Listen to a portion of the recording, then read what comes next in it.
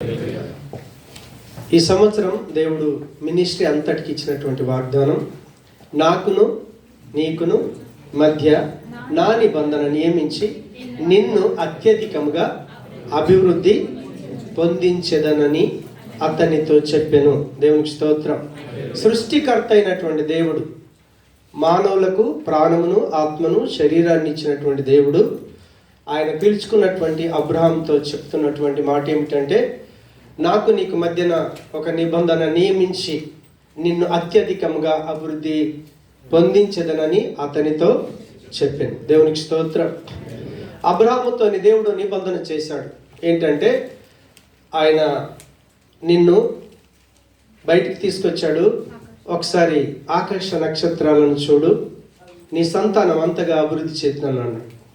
మళ్ళీ ఒక సందర్భం వచ్చింది, ఒకవేళ నువ్వు ఇసుక రేణువులను కనుక లెక్కించగలిగితే నీ సంతానం అంతగా అభివృద్ధి చెందిస్తాను. దేవునికి స్తోత్రం. దేవుడు అన్నాడు, మీదటికి నేను వస్తాను, ఈ సమయానికి నీ యొక్క భార్య అయిన శారా కుమారుని కంటుంది.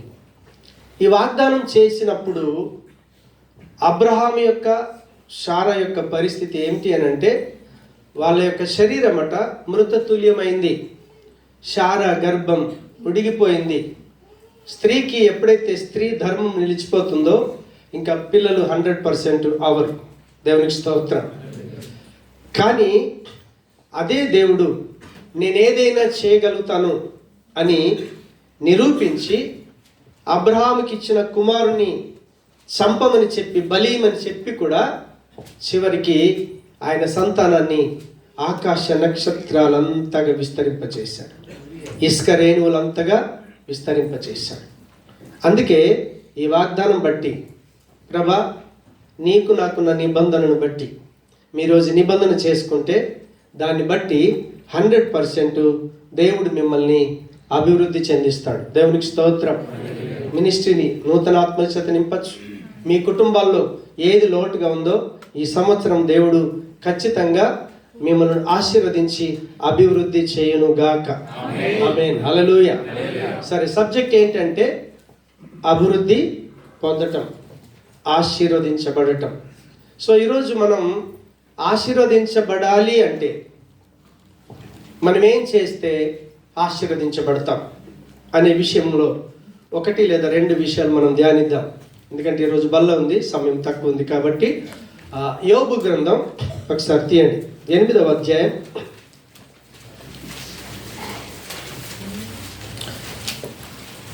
5-6 వచనాలు నేను చదువుతున్నాను.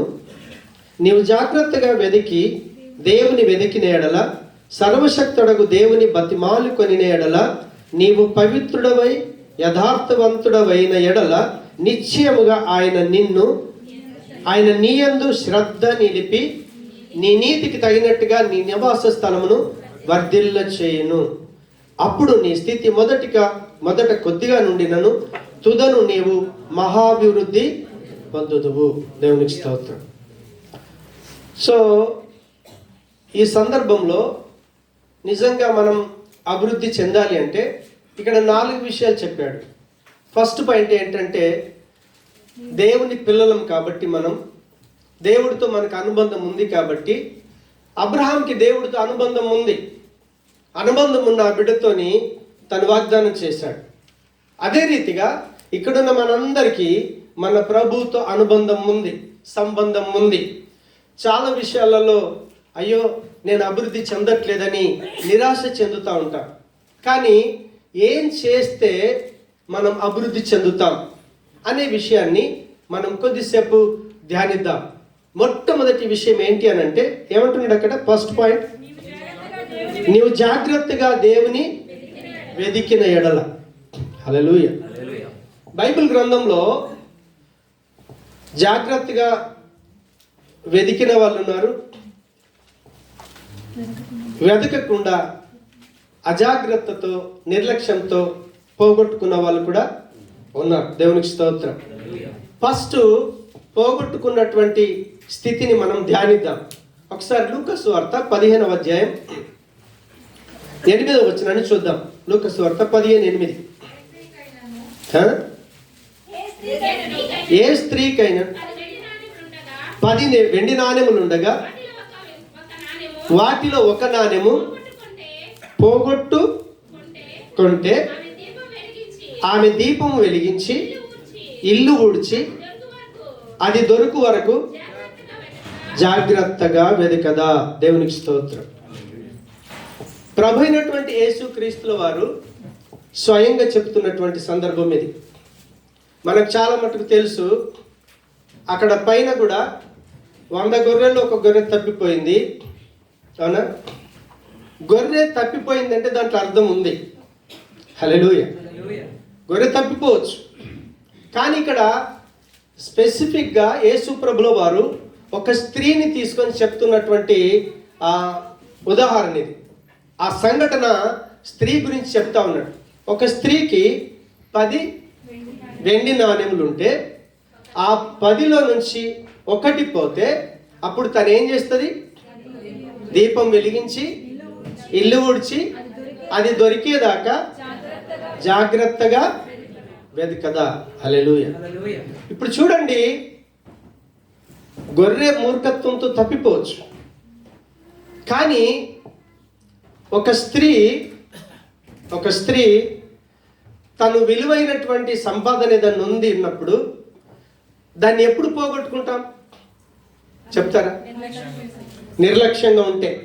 దేవునికి స్తోత్రం. ఎప్పుడైతే మనం నిర్లక్ష్యంగా ఉంటామో, అజాగ్రత్తగా ఉంటామో, అప్పుడు మన దగ్గర ఉన్నటువంటి విలువైన దాన్ని మనం పోగొట్టుకుంటాం. యేసు ప్రభు స్త్రీని తీసుకోవటానికి ఉద్దేశం ఏంటి అంటే, వాస్తవంగా స్త్రీ సంఘానికి సాదృశ్యం. స్త్రీ సంఘానికి సాదృశ్యం.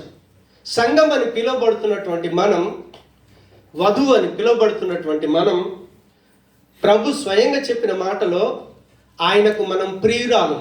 దేవునికి స్తోత్రం. రేపొద్దున పెళ్లి కుమారుడుగా వరుడుగా ఆయన రాబోతా ఉన్నాడు. అయితే మనం ఏం విలువ కలిగి ఉన్నాం చెప్తారా?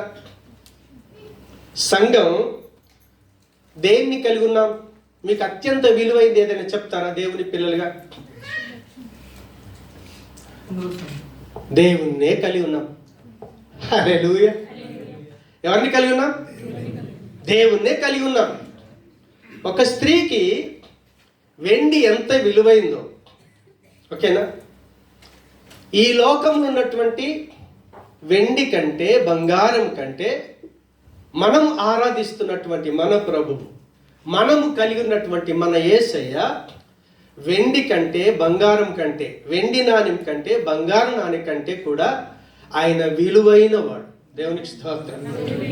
అందుకే కీర్తన 119:72 అంటాడు, వెండి నాణ్యం కంటే, బంగారు నాణ్యం కంటే ఆయన వాక్కై ఉన్న ఆయన ఎంతో విలువైనటువంటి వాడు. అందుకే అదే కీర్తన 19:10 అంటాడు, వెండి కంటే, బంగారం కంటే కోరదగిన వాడు నీ ప్రభువు. దేవునికి స్తోత్రం. వెండి కంటే, బంగారం కంటే మనం వేటిని కోరుకున్నాలట? దేవుణ్ణి కోరుకున్నాలి. హల్లెలూయా. అదే 1 పేతురు 1:18 వెళ్ళి చూస్తే, ఈ వెండి కావచ్చు, ఈ బంగారం కావచ్చు, అది క్షయమైపోయేటటువంటిది. వెండి బంగారాలు రేపొద్దులో భూమిలో కలిసిపోతాయి. కానీ వెండి కంటే, బంగారం కంటే విలువైనటువంటి వాడు మన ప్రభు అయినటువంటి యేసుక్రీస్తుల వారు. మన యేసుక్రీస్తుల వారిని ఎలా వెతకాలి? ఆ స్త్రీ అట దీపాన్ని వెలిగించి, దేవునికి స్తోత్రం. మన దీపం ఎవరో తెలుసా? మన వెలుగు ఎవరో తెలుసా? ప్రభు అయినటువంటి యేసుక్రీస్తుల వారు. నేను లోకానికి వెలుగని చెప్పాడు ఆయన. అయితే ఒకవేళ ఆయనను పోగొట్టుకుంటే నువ్వు ఆయన దగ్గరికే రావాలి, వేరే దగ్గరికి వెళ్తే ఆయన దొరకడు. దేవునికి స్తోత్రం. మనం 2025 సంవత్సరం అంతా ఎలా బ్రతికామో నో ప్రాబ్లం. కనీసం ఈ 2026 సంవత్సరం మొదటి దినం నుంచి అయినా నిజంగా మనం అభివృద్ధి చెందాలి అనుకుంటే మనం ఏం చేయాలో తెలుసా?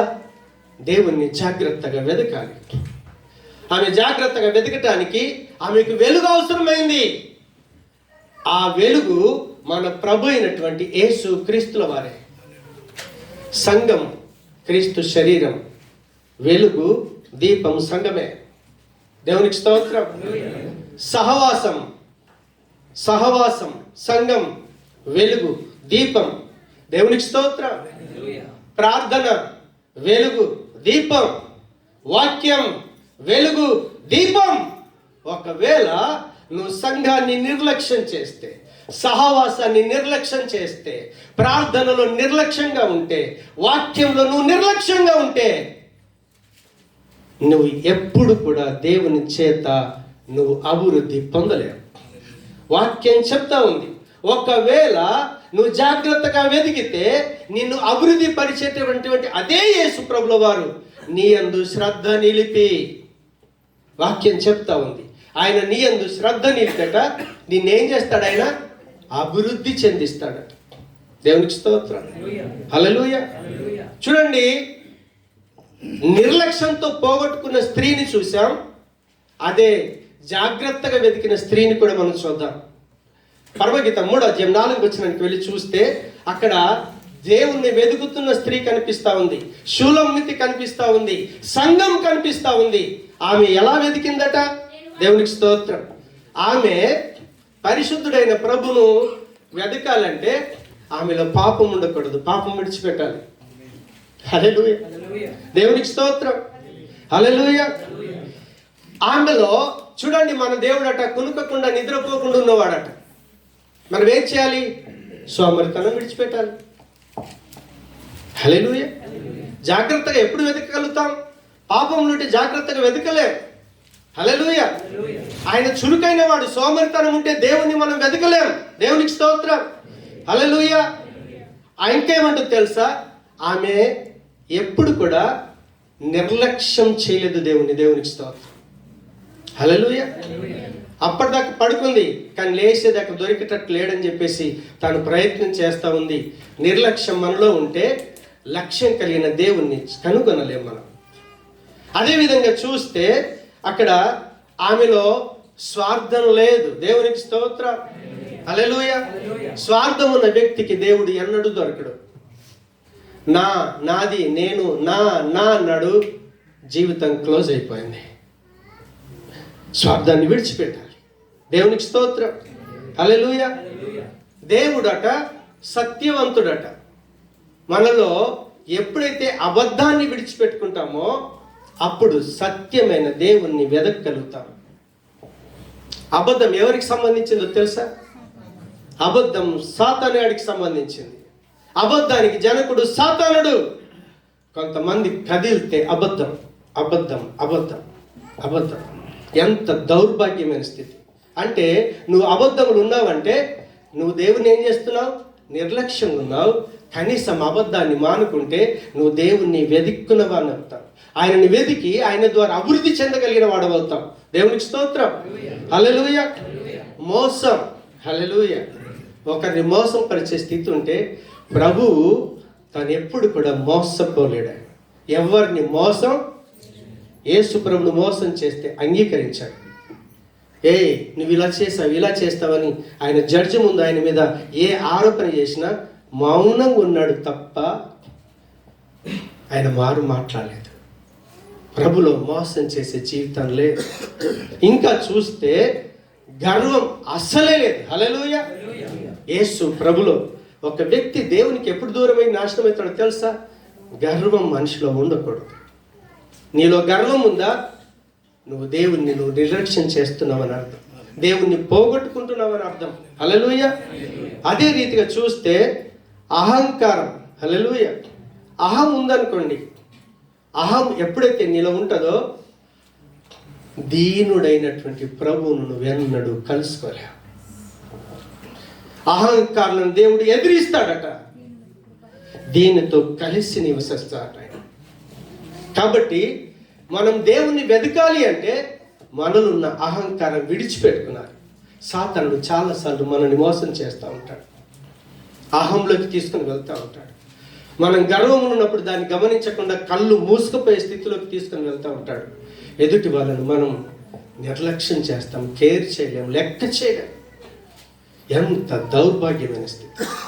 ఇంకా చూస్తే ఎప్పుడైతే ఈ యొక్క పాపాన్ని, సోమరితనాన్ని, నిర్లక్ష్యాన్ని, స్వార్థాన్ని, అబద్ధాన్ని, మోసాన్ని, గర్వాన్ని, అహంకారాన్ని ఆమె ఎప్పుడైతే వాటిని విడిచి కొంచెం దూరం వెళ్ళగానే అంటది. అంటే నువ్వెప్పుడైతే వాటిని విడిచిపెట్టుకుంటావో అప్పుడు మాత్రమే నీ దేవుణ్ణి నువ్వు కనుగొనగలుగుతావు, నీ దేవుణ్ణి నువ్వు చేరుకోగలుగుతావు, నీ దేవుడితో నువ్వు చక్కటి అనుబంధమైన జీవితాన్ని జీవించగలుగుతావు. మీరు ఆలోచన చేయండి, 2025 సంవత్సరాల్లో మనం జీవించిన మన వ్యక్తిగత జీవితాన్ని ఎవరికి వాళ్ళం పర్సనల్గా వాక్యాన్ని బైబిల్లో ఉంచకూడదు. ఉప్పు సంచిలో ఉంటే మన దగ్గరికి కనుక రాకపోతే మనం పాడైపోతాం. ఒక వస్తువు కాపాడబడాలంటే ఉప్పు ఏం కావాలి? ఆ వస్తువు దగ్గరికి రావాలి, ఆ వస్తువుకి దానికి సంబంధం ఏర్పడాలి. వాక్యం ఉంది బైబిల్లో, చాలా మందికి వాక్యం తెలుసు, కానీ వాక్యాన్ని అక్కడే ఆ బైబిల్లో భద్రంగా ఉంచేస్తారు, దాన్ని తన జీవితం దగ్గరికి తీసుకోవడానికి ఇష్టపడరు. కనీసం ఈ 2026 సంవత్సరం ఈ దినము నుంచి అయినా మనం చదువుతున్నటువంటి వాక్యం, మనం వింటున్నటువంటి వాక్యం ఎప్పుడైతే మనం స్వీకరిస్తామో, దాన్ని మనలోనికి ఆహ్వానిస్తామో, మన హృదయం నిండా నింపుకోవటానికి ఇష్టపడతామో, చాలా మందికి వాక్యం ఇక్కడ ఉంటుంది, ఇక్కడికి రాదది. ఇక్కడ ఉంటే ఏముంటుందో తెలుసా? గర్వం ఉంటుంది. ఇక్కడ ఉంటే ఏమిటో తెలుసా?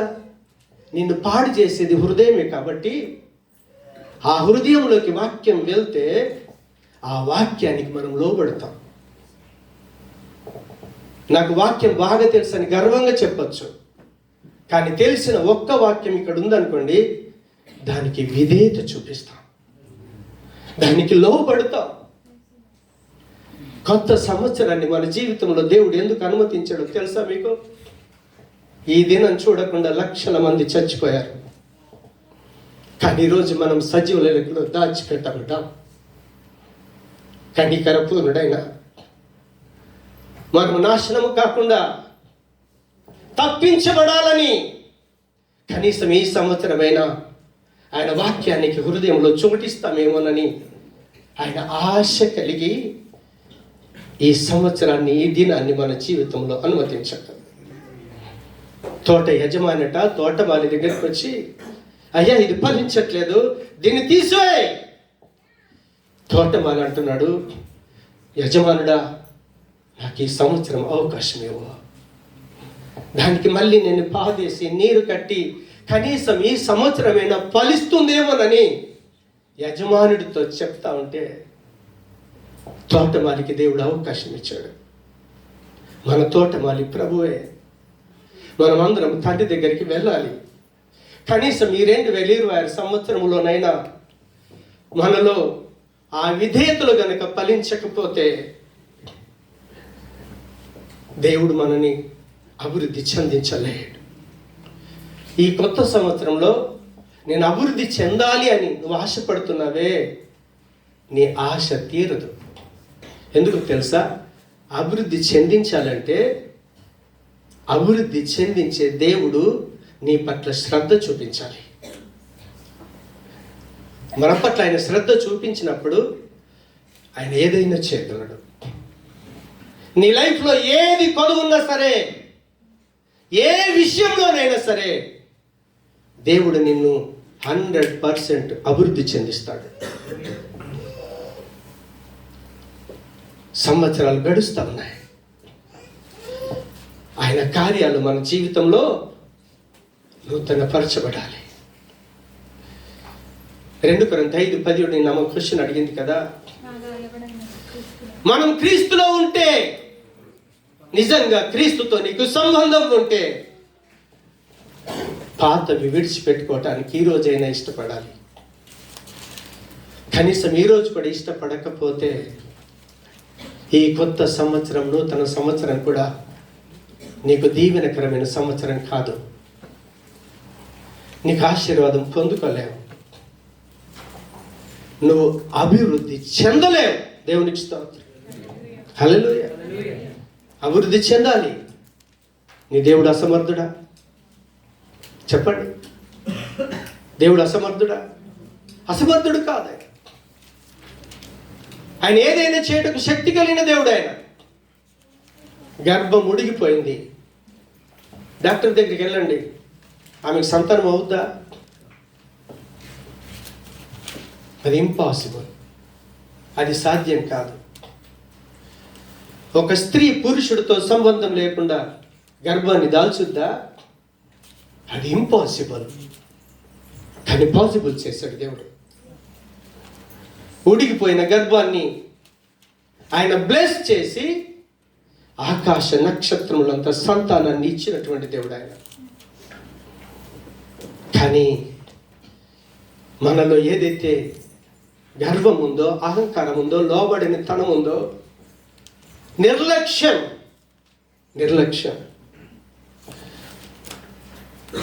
నిర్లక్ష్యంతో వెండి నాణాన్ని పోగొట్టుకుంది.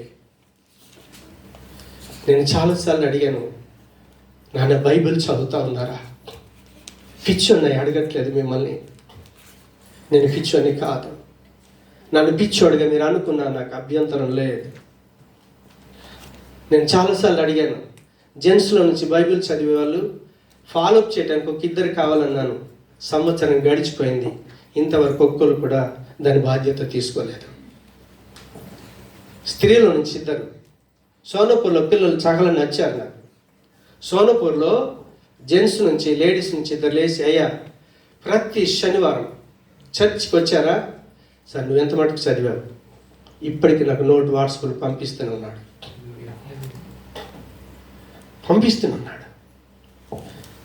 మనం అడగటం ద్వారా వాళ్ళు ప్రోత్సహించబడతారు. వాళ్ళకి అవకాశం ఇవ్వాలి. నిజంగా వాక్యం యొక్క మాధుర్యం అర్థమవుతే నువ్వు చదవకుండా ఉండగలుగుతావా? అంటే వాక్యం చదవకుండా ఒక్క దినం కూడా గడవదు. ఉండలేం. బైబిల్ చదవటానికి ఎందుకంత నిర్లక్ష్యం? దాదాపుగా 150 మంది వరకు అటెండ్ అవుతా ఉన్నారు. ఒక వారం వచ్చి ఒక వారం రాక. అందులో నుంచి 3 బైబిల్ చదివారు, 9 చదివారంటే ఎంత సిగ్గుచేటు. 360 రోజులు, రోజుకి 5 అధ్యాయాలు చదివితే చాలు బైబిల్ పూర్తయిపోతుంది. ఎంతమంది ఉదయం లేవగానే నీ దేవుడితో మాట్లాడటానికి ప్రార్థన నిర్లక్ష్యం చేయకుండా ఎంతమంది ప్రార్థన చేస్తున్నారు? చేతెత్తండి. 3 పూటల ప్రార్థన కాదు, 3 పూటల ప్రార్థన చేసిన చాలా మంది ఉన్నారు. అయ్యా ఆహారం ఇచ్చావు, తింటున్నాను, అరిగించు, శక్తి దయచి. పండేటప్పుడు పొద్దుంతా కాపాను, రాత్రి కూడా కాపాడు. పొద్దున్న లేచినాం, అయ్యా ఈ దినం ఇచ్చావు, దినమంతా కాపాడు, అయిపోయింది. దేవుడు ఎరిగిన ప్రజలు కూడా బయటికి వెళ్ళి, దేవుడా నేను బయటకు వెళ్తున్నాను కాపాడుతాను అటు కూడా చేసుకుని దేవుడిని ఎరిగిన ప్రజలు. దేవునికి స్తోత్రం. మీరు బైబిల్ చదవండి. ఎక్కడెక్కడ సేవకులు కానీ దేవుడు కూడా ఎలా ప్రార్థన చేయమన్నాడో ఆ ప్రార్థన అంశాల్లోకి వెళ్ళి ఆ ప్రార్థన చేయటానికి పూనుకోవాలి. మీరు ఎక్కడెక్కడ ప్రార్థన చేయడానికి అంశాలు ఉన్నాయి మీకు తెలియకపోతే నన్ను అడగండి, నేను చెప్తాను. దేవునికి స్తోత్రం. హల్లెలూయా. వాక్యాన్ని చదవండి, ప్రార్థించండి. క్రమం తప్పకుండా వెలుగై ఉన్నటువంటి సంఘానికి క్రమం తప్పకుండా రండి. 1:15 చర్చ్లో ఉండాలి. ముందు రావాలి. కనీసం ఈ సంవత్సరం ఒక తీర్మానం తీసుకోనండి. ప్రభా చచ్చిపోతే నేను చావనైనా చావాలి, కానీ ఒక్క ఆదివారం కూడా నా జీవితంలో పోగొట్టుకోకూడదు ప్రభా. మీరు జాగ్రత్త పడాలి, ఆశపడాలి. నిర్లక్ష్యం చేస్తే, దేవుణ్ణి పోగొట్టుకుంటే నీకు మిగిలేదేంటో తెలుసా? అగ్ని ఆరదు, పురుగు చావదు. చాలామంది డబ్బుంటే ఆశీర్వాదం అనుకుంటున్నారు. కొన్నిసార్లు అనుకుంటున్నారు దేవుడు కోపగిస్తే మనం దరిద్రులం అవుతామని. అసలు సంబంధమే లేదు. లాజరు దరిద్రుడు, ఆయన ముందు ధనవంతుడు ఉన్నాడు. దేవుడు ఆయన ఆశీర్వదించాడా? ఆయన అభివృద్ధి చెందాడా? ధనం అభివృద్ధి అవటమే అభివృద్ధి అనుకుంటున్నారా? ఒకవేళ ఈయన దరిద్రంలో ఉంటే, డబ్బు లేకుండా ఉంటే ఈయన దరిద్రుడు, దేవుడు కోపగించుకుంటాడు అనుకుంటున్నారా? మనలాంటి ఆలోచనలు కావు ఆయనకి. ఆయనకి ఆహారం లేకపోయినా, నాన్న వాళ్ళు లేకపోయినా, అడుక్కొని తింటున్నా ఎంత హ్యాపీగా గడిపాడు లాజరు. మనశ్శాంతి ఉండాలి, సమాధానం ఉండాలి, నెమ్మది ఉండాలి. దేవుడు ఆరోగ్యం ఇస్తాడు, ఆయుష్ ఇస్తాడు, కావలసిన ప్రతి అవసరత తీరుస్తాడు. కాబట్టి కనీసం ఈ 2026 సంవత్సరంలోనైనా ప్రభా, ఆ నాణ్యం పోగొట్టుకున్న స్త్రీలాగా కాకుండా అన్నీ విడిచి నిన్ను వెతికిందే షూలమ్మితి లాగా నేను బ్రతకాలి. షూలమ్మితి ఎవరు కాదు, మనమే.